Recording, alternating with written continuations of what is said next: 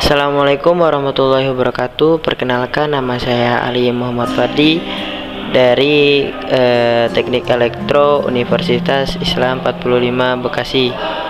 Dari sini saya dapat tugas karakter keislaman untuk membuat mind maps tentang bab 1 beribadah, fikih ibadah. Di bab 1 ini ada ibadah, bab 2 tahara, serta wudu, mandi dan tayamum, sholat, haji dan umroh, zakat, puasa dan jenazah, sampai bab akhir. Kita akan mempresentasikan bab 1 ibadah. A. Pengertian ibadah. Pengertian ibadah itu ada beberapa macam.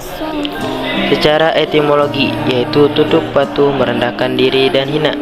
Menurut Yusuf Kadawi, tunduk patuh merendahkan diri di hadapan Yang Maha Kuasa. Menurut Hasbi As-Siddiqi, taat menurut atau mengikuti tunduk serta doa. Secara terminologi, dengan melihat dari berbagai disiplin ilmunya masing-masing.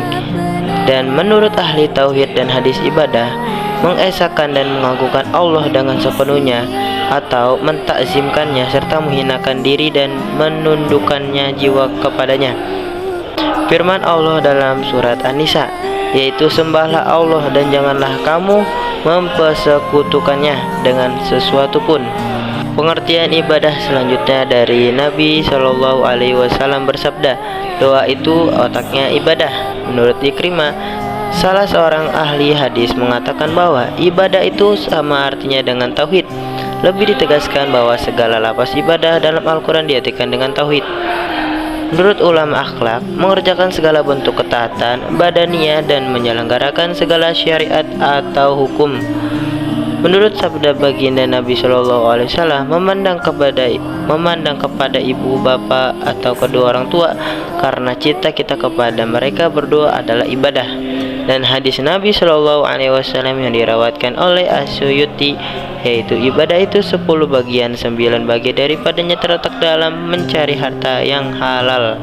Menurut ulama tasawuf, 1. Ibadah kepada Allah sangat mengharapkan pahalanya atau karena takut akan siksanya. 2. Ibadah kepada Allah karena memandang bahwa ibadah itu merupakan perbuatan mulia dan dilakukan oleh orang yang mulia jiwanya. Dan 3. Ibadah kepada Allah karena memandang bahwa Allah berhak disembah tanpa memperhatikan apa yang akan diterima atau yang akan diperoleh. Menurut ahli fikih fuqaha tentang ibadah, segala sesuatu ketaatan yang dikerjakan untuk mencapai keridhaan Allah dan mengharapkan pahalanya di akhirat. Bertolak dari beberapa definisi yang dikemukakan oleh beberapa ahli di atas, dapat ditarik rumusan arti ibadah secara umum. Ibadah itu nama yang mencakup segala perbuatan yang disukai dari ridho Allah, baik berupa perkataan dan perbuatan, baik terang-terangan maupun yang tersembunyi, dalam rangka mengagungkannya dan mengharapkan imbalan atau pahalanya darinya. Rumusan pengertian ibadah secara umum tersebut mencakup segala bentuk hukum, baik yang dapat dipahami maknanya maupun tidak dapat dipahami maknanya, seperti tahara, sholat, baik yang berhubungan dengan badan seperti ruku maupun yang berhubungan dengan lidah seperti zikir, bahkan yang berhubungan dengan hati seperti niat. B. Ruang lingkup dan sistematika ibadah. 2. Yang berhubungan dengan tambahan dari kewajiban di atas dalam bentuk ibadah-ibadah sunnah seperti zikir, membaca Al-Quran, doa, dan istighfar. Mohon maaf tuh ada tifu ya. Jadi 3. Semua bentuk hubungan sosial yang baik serta pemenuhan hak-hak manusia seperti berbuat baik kepada orang tua, menjalin silaturahmi, menyantuni anak yatim, fakir miskin, dan ibnu sabil. 4. Akhlak ihsaniyah, yaitu bersifat kemanusiaan atau seperti benar-benar dalam berbicara, menjalankan amanah dan menepati janji. 5. Akhlak rabbaniyah, yaitu bersifat ketuhanan, artinya seperti mencintai Allah dan Rasulnya, takut kepada Allah dan ikhlas dan sabar terhadap hukumnya. Secara garis besar sistematika ibadah ini sebagaimana dikemukakan oleh Wahbah Zuhaili sebagai berikut. 1. Tahara, sholat, penyelenggaraan jenazah, zakat, puasa, haji dan umroh, iktikaf, sumpah dan kafarah, nazar, kurban dan akikah.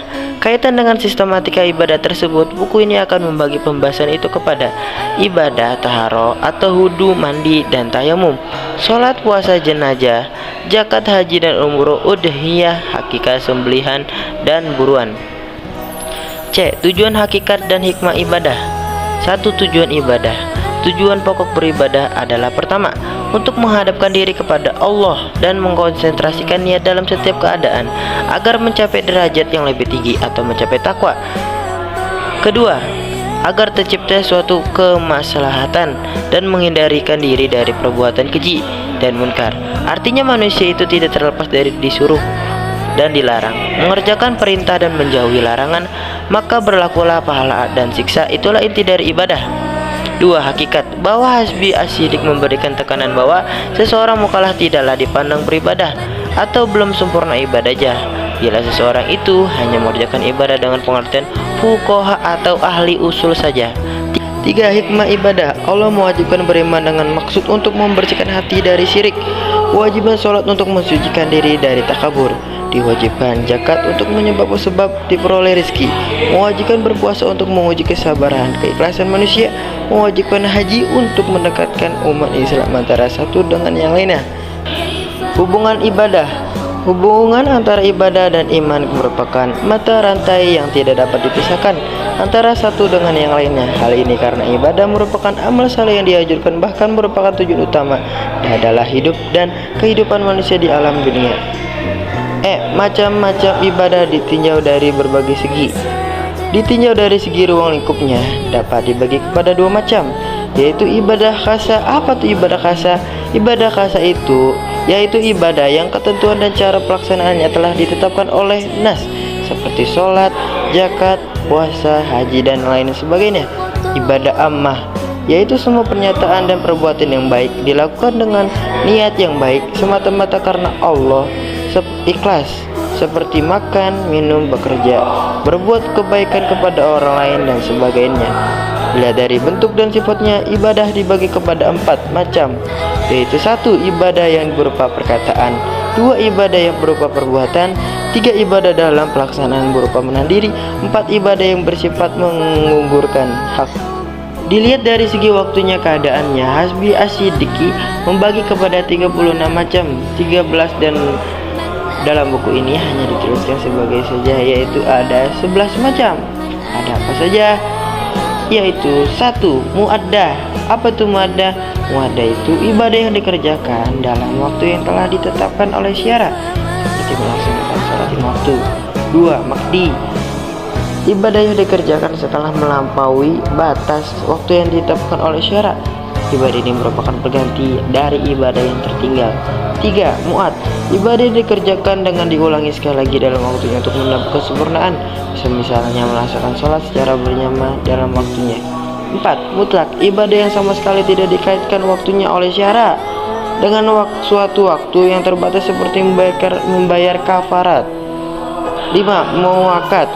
Ibadah yang dikaitkan oleh syara dengan waktu tertentu dan terbatas, seperti sholat 5 waktu.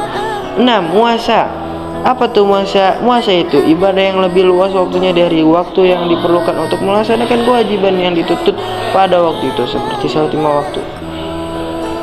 7. Mudayak. Apa tuh mudayak? Mudayak itu ibadah yang waktunya sebanyak dan atau sepanjang yang dipadukan dalam waktu itu, seperti puasa. 8. Muayyan. Seperti ibadah tertentu yang dituntut oleh syara, seperti kewajiban atas perintah sholat, sehingga tidak boleh diganti dengan ibadah lain sebagai alternatif pilihannya. 9. Mukhayyar. Ibadah yang boleh dipilih salah satu dari yang diperintahkan, seperti kebolehan memilih antara berstinja dengan air atau dengan batu. 10. Muhadda. Ibadah yang dibatasi kadarnya oleh syara, seperti sholat fardu.